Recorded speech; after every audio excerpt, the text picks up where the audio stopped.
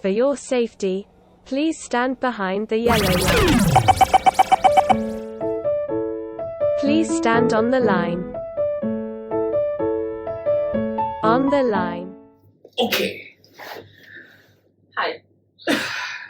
What's that sign? I find it difficult to talk about this topic, Okay, what's the topic? mental health. Jada and I spoke about it because of the whole incidents at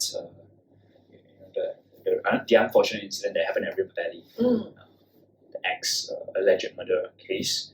And first thing we were texting each other and we were like wondering, okay, like should we talk about it? I had my reservations because back at the point in time, right, like all the podcasters and YouTubers are talking about it already because it was like a trending topic. And I was like, okay, that incident just happened.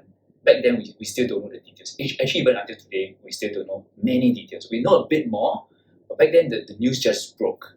And because of like privacy or whatever reasons, right, there weren't many details. And to suddenly talk about mental health, I feel that we should let it settle down first, understand a bit more before we talk about it.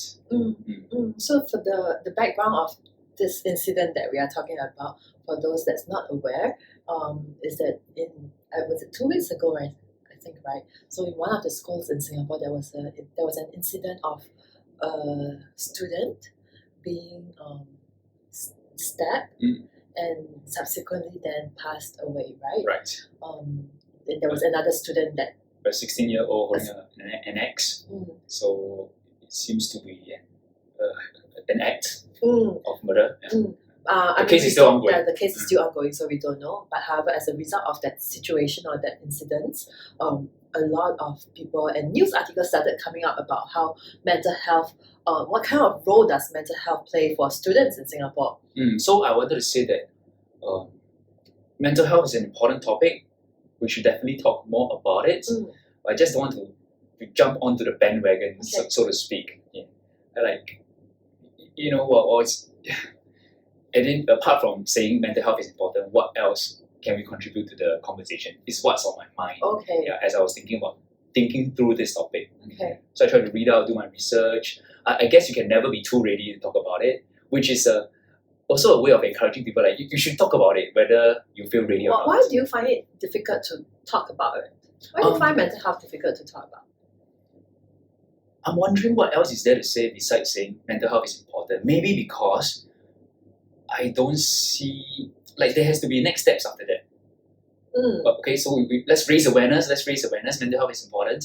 And let me give an example because I have a friend who has an autistic child and he's a photographer, so he uses his talents to let more people know about autism, which is great.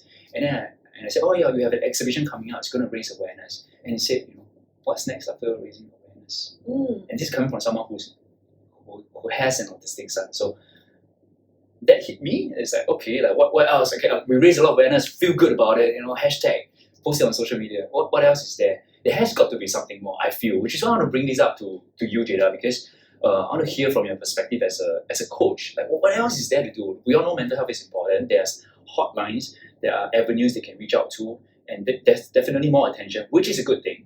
But how else can we really, address this issue?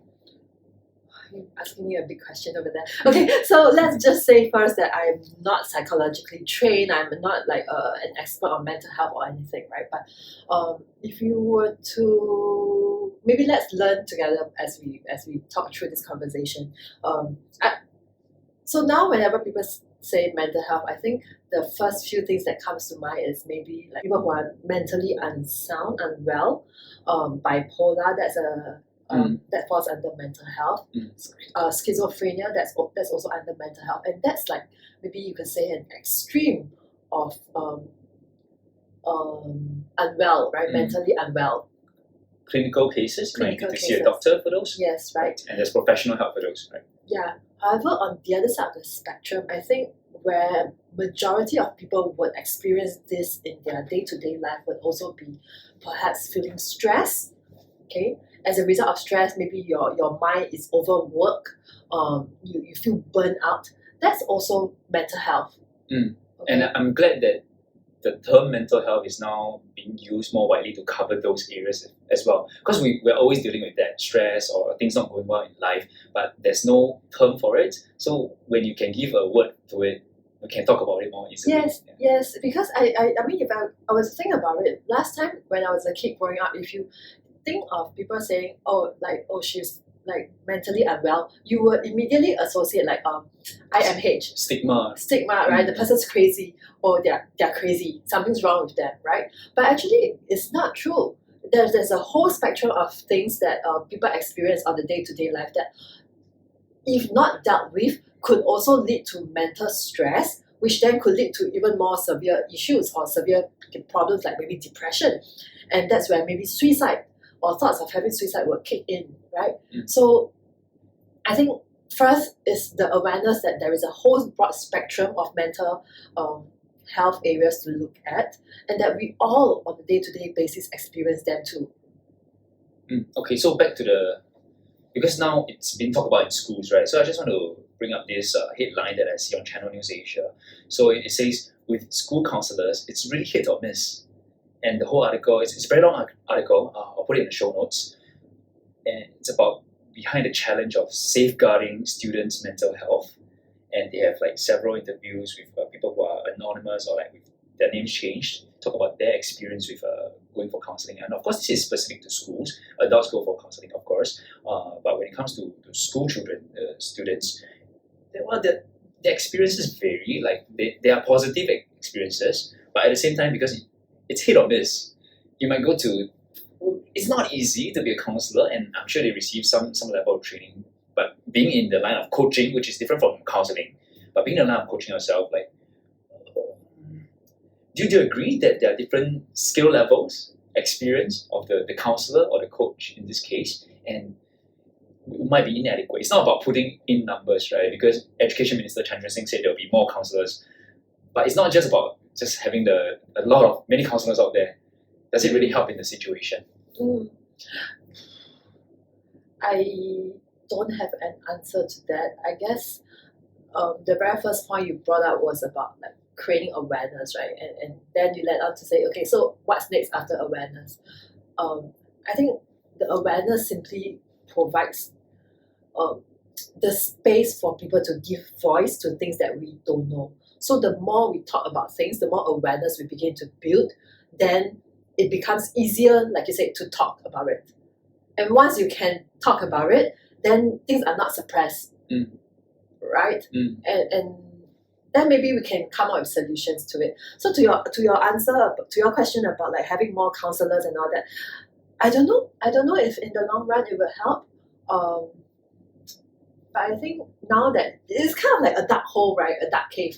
You start to shine a torchlight on it, and then slowly you shine the torchlight on it, and then you bring more light into the space, and you get a bigger picture or bigger idea of how big that cave is. Then you know how to navigate around.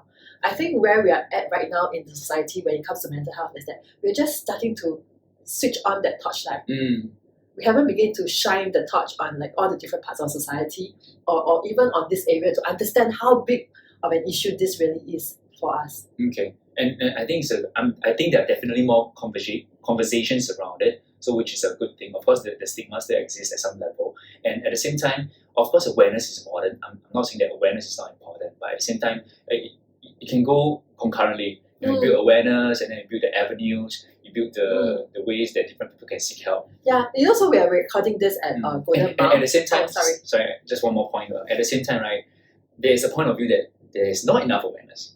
Yeah, so we should definitely build on the awareness. Yeah. So not only in school, this awareness is being built, right? Now I'm also seeing more and more news articles about mental health. As I was walking over here, Kampong Glam's community center is just around the corner from where we are recording our podcast. And I saw there's a banner. They're doing a community talk on bipolar and schizophrenia. So in the community center, and they are doing talks on mental health. I thought that's new. I've not seen that before. So it also shows that people are wanting to talk more about issues like this, which is great. Okay, and there's another CNA article it's about taking a set day for those working, because we're talking about students, right? Taking a set day for your mental health. Like you have MC days, right? Now you have a so-called set day or a mental health day. Let's just call it a mental health day. They just need to work on. You're not physically sick. You're not having a flu.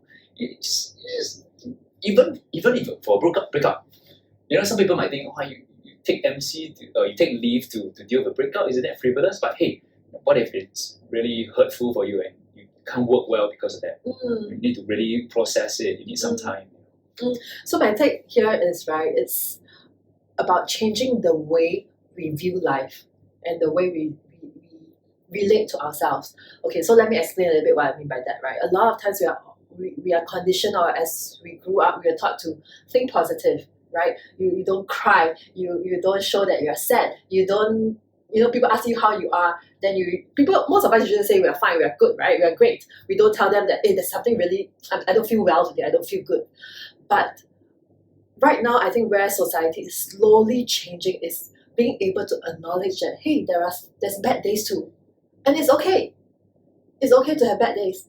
It's okay to be stressful at work.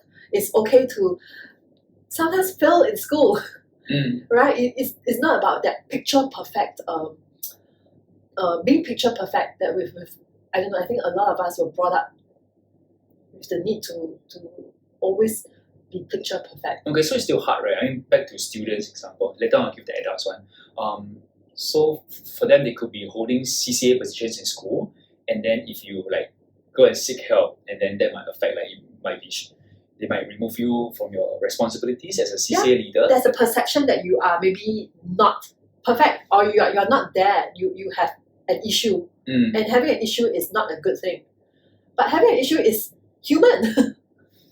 Okay, but it's very hard. Okay, so more examples from the article, right? Like, for example, the counselor's room is in a place that is not visible or not prominent, or even going there, you might not want to be seen going there because there's a physical space for it. And there's also the issues of confidentiality. Because for students, right, maybe I'm facing problems with my family. And then, there are certain confidentiality clauses, but sometimes, for example, the article says that if it involves self-harm or you want to harm others, I mean, this is where you have to break the confidentiality clause, right? And someone else needs to step in. Yeah, but the students are realizing from the accounts in the article, right? For example, let's say I'm being bullied at school, and then the counselor asks me, okay, who? Name names, and then you become a snitch. And among your friends, being a snitch is not a reputation that you want to have in an environment such as school. So back to the adults example, taking a mental health day or a sad day or whatever you call it, right? Am I demonstrating? People might be thinking, am I demonstrating a weakness in front of my boss? What would my boss think? Would it affect my promotion? I'm not saying. Okay, so let's talk about all this, because people do have such concerns before they address the issues, right? And it's not easy. It's not easy. As in, it's not easy to acknowledge that you are having a bad day. It's not easy to bring all this up because there is still the social perspective, perception. So what can we do? I see it I think we can only affect change if we are willing to change our own perspective. So what I mean by that is, if I myself am not willing to acknowledge that it's okay to be sad, or that there is no problem being sad, then I cannot expect people around me to be okay with that. So I can only influence my own world. And by that, I mean, I myself must be able to tell others that, hey, I'm not having such a great day. Okay. And make that normal. So I can't tell you what to do, Andrew, but maybe I can show by my own example and be authentic myself first. And then hopefully it creates a ripple effect to the people around me. Just like how if I'm okay to talk about my mental health, slowly then people around me will feel it's safe to be able to talk about it. And then slowly then that creates that ripple out into the community and maybe hopefully the society at large one day. Okay.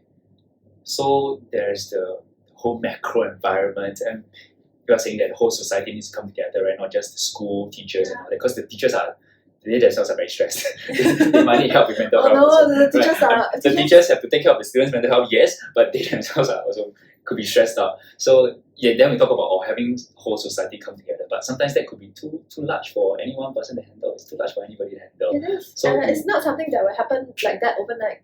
So instead of going big, we go small. We can only start with what Yeah. we can control, which is ourselves, right? Yeah. And so you're saying that okay, you be authentic, and maybe Jada is like let's say Jada is my colleague, and then you're saying I have a bad day at work, some family problems, and then next time I feel more comfortable to share as well. Correct. So that we begin to lower down the different how do you say, like, I don't put up a mask. I'm not going to put up a mask and tell you I'm okay when I'm not. Okay, so back to this photographer friend who has an autistic child. So he often shares his daily life on Facebook, and he'll put out a photo of him teaching his son to do cooking and Wow. the daily life stuff. And because for me, it is very enlightening because I don't know what you go through on a daily Yeah. basis. And actually, it's just life. There's nothing special. It's life. But then you get more awareness, and then you start to understand better. So what we're saying is that there definitely needs to be more awareness about it. We need to keep talking about it. That's one thing, so that it's more normalized. And then at the same time, being authentic with yourself. And if you're able to do that, maybe just check in with one other person, right? I mean, we can't help the whole world. Can't save the whole world. You don't have to. But you can just like start with people around you, right? Just one person checking in. That. So let me check in with you today. Andrew, how's your day? I feel better after talking.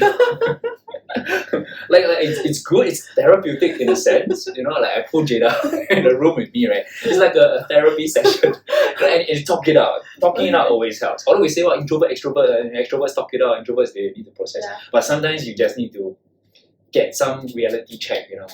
Like put your thoughts out in the world and let it smack the wall, right? Then okay, actually it's like that. Yeah, and So- I guess that's the purpose of all the different awareness talk that's going on, right? Just putting it out there. Okay.